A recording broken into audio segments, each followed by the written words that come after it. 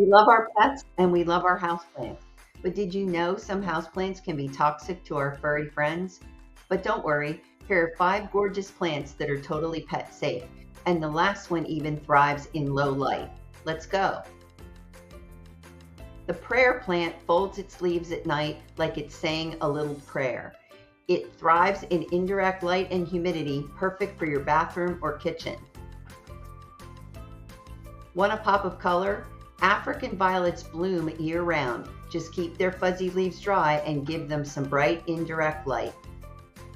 They don't call this the cast iron plant for nothing.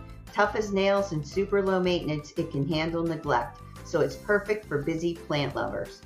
A touch of the tropics without the worry, the parlor palm is safe for pets, thrives in low to moderate light, and even helps purify the air.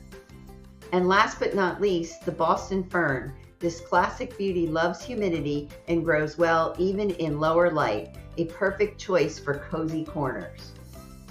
There you have it, 5 pet-friendly houseplants that are gorgeous and safe.